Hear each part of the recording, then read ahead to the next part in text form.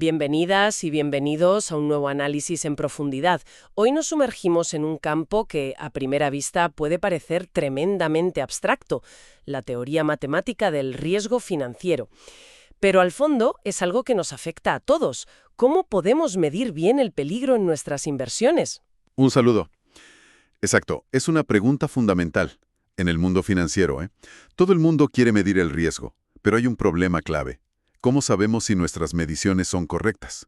Y más aún, ¿cómo diseñamos una medida que sea a la vez intuitiva y, matemáticamente sólida? Es un dilema constante. Pues precisamente para intentar resolver ese dilema, tenemos delante un artículo de investigación de Freddy Delbaen, Fabio Bellini, Valeria Vignosi y Johanna F. Ziegel. Se titula Risk Measures with the CXLS Property, y su misión es desgranar una idea sorprendentemente simple sobre lo que significa mezclar riesgos que resulta tener unas consecuencias enormes. Así es. Todo gira en torno a una propiedad con un nombre un poco técnico, Convex Level Sets, o CXLS. Pero la idea que hay detrás es muy intuitiva. De hecho, es casi una pregunta de sentido común que le harías a cualquier gestor de riesgos. A ver, explícanos esa idea.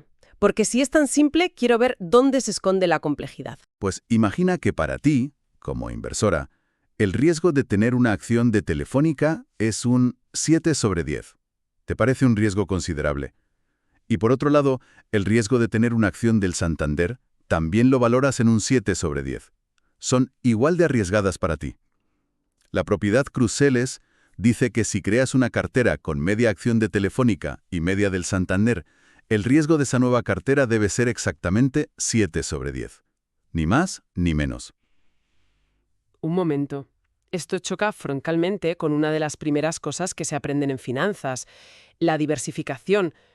La mayoría de modelos dirían que el riesgo de esa cartera mixta debería ser menor de 7, porque cuando una acción baja, la otra puede subir y se compensan. Exacto. Ahí está la clave. Esta propiedad es más estricta y, en cierto modo, contraintuitiva para los que piensan en diversificación. Lo que dice es que si dos cosas te parecen indiferentes en términos de riesgo, cualquier combinación de ellos también debería serlo. El artículo explora qué medidas de riesgo cumplen esta condición tan particular. Y como veremos, esta idea nos lleva a lugares muy interesantes, a conceptos como la elicitabilidad y las medidas de riesgo por déficit. Vale. El artículo arranca fuerte, conectando esta propiedad CXLS con eso que llamas elicitabilidad. ¿Qué es exactamente y por qué es tan relevante? Suena a palabra de diccionario. Es una propiedad fundamental para cualquier pronóstico, no solo en finanzas. Significa que existe una forma objetiva de medir cómo de bueno es. Imagina que pronosticas el valor en riesgo, el VaR, de una cartera para mañana. Si esa medida es elicitable, podemos diseñar un sistema, una función de puntuación, para mirar atrás en el tiempo y verificar si las predicciones que hicimos fueron acertadas y por cuánto nos equivocamos. O sea que nos permite hacer backtesting de forma rigurosa. Sin eso es como lanzar dardos con los ojos vendados y que alguien te diga casi aciertas, pero sin saber nunca dónde estaba la diana. Es imposible mejorar si no puedes medir tus errores. Precisamente. Sin elicitabilidad, comparar dos modelos de riesgo se vuelve subjetivo, casi una cuestión de fe. Y aquí viene la conexión que es el primer gran puñetazo sobre la mesa del artículo. Resulta que la propiedad CXLS es una condición necesaria para que una medida de riesgo sea elicitable. Espera. Esto es importantísimo. Me estás diciendo que si una medida de riesgo no cumple esa regla tan estricta sobre mezclar Telefónica y Santander, vale, entonces es matemáticamente imposible diseñar un test objetivo para saber si esa medida está funcionando bien. ¿Es así de grave? Es así de grave.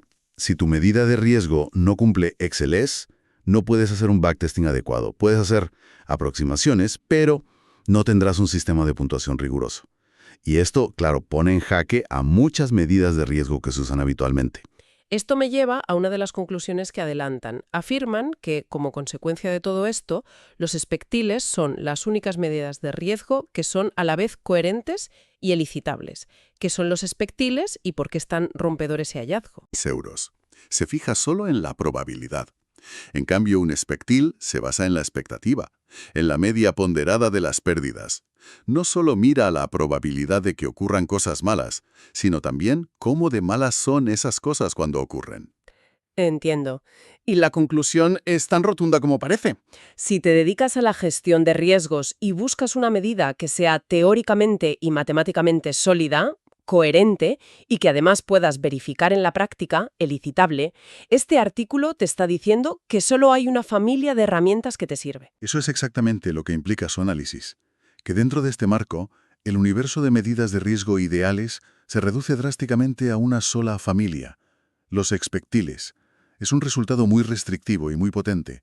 Le está diciendo al sector, si quieren estas dos cosas que parecen las más deseables del mundo, tienen que mirar aquí y solo aquí. De acuerdo, la propiedad CXLS parece ser el santo grial, pero, como decía antes, suena súper abstracta.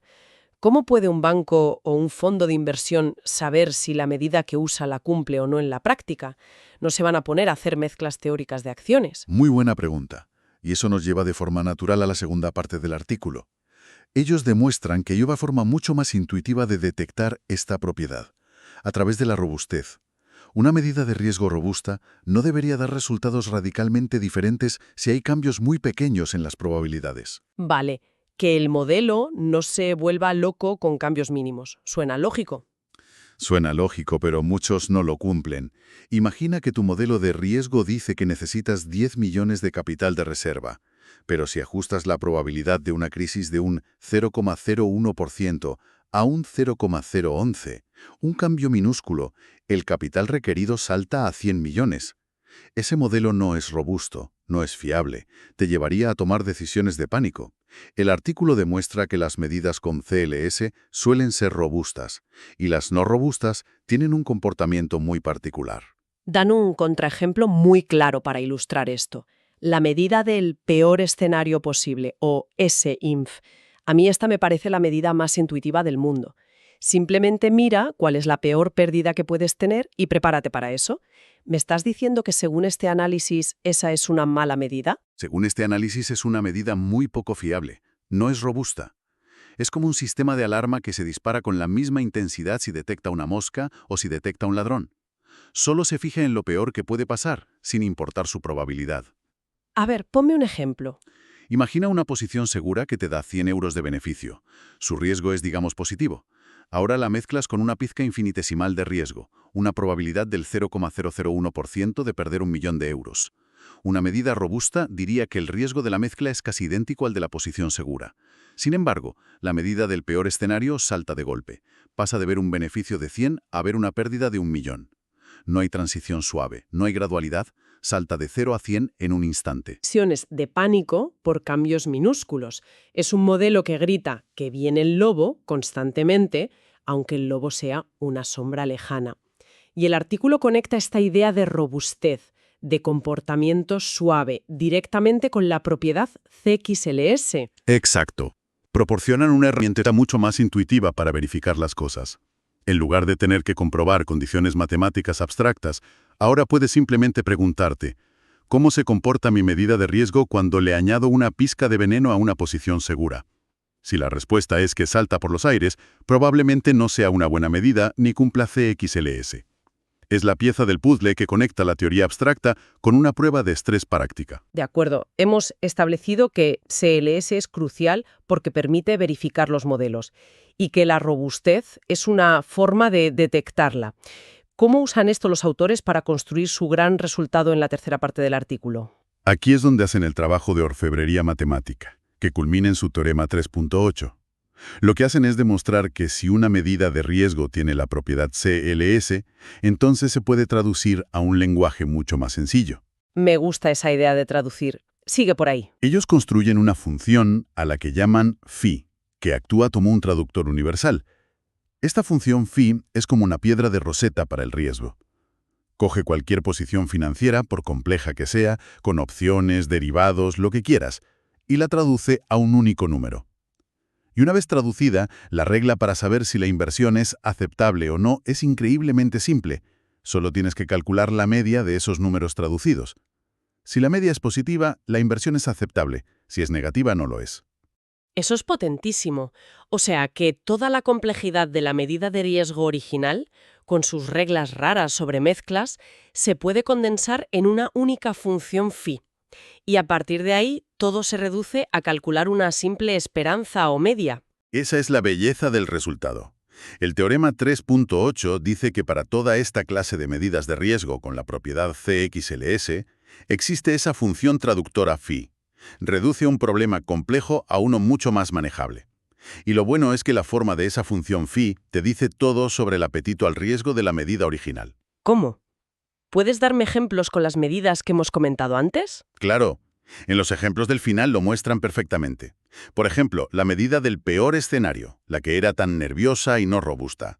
Su función traductora phi es extrema. Le asigna un valor de menos infinito a cualquier resultado que sea una pérdida, por pequeña que sea, y un valor de 0 a cualquier ganancia. Claro. Si hay la más mínima posibilidad de perder algo, la media de los valores traducidos será menos infinito y, por tanto, la inversión será inaceptable. Encaja perfectamente. Exacto. Por otro lado, una medida de riesgo muy simple, como la ganancia esperada, la media de toda la vida, X, tiene la traductora más simple posible. Phi de X igual X. No hay traducción, el valor es el mismo. La regla es, acepta la inversión si su ganancia media es positiva. ¿Y qué pasa con casos intermedios? El artículo menciona ejemplos truncados, donde a partir de cierto nivel de pérdida el riesgo se considera infinito. Esos son muy interesantes. Modelan una situación muy realista. Un inversor que dice, puedo soportar pérdidas hasta 10.000 euros, pero si pierdo un céntimo más, para mí es la ruina total, un riesgo infinito.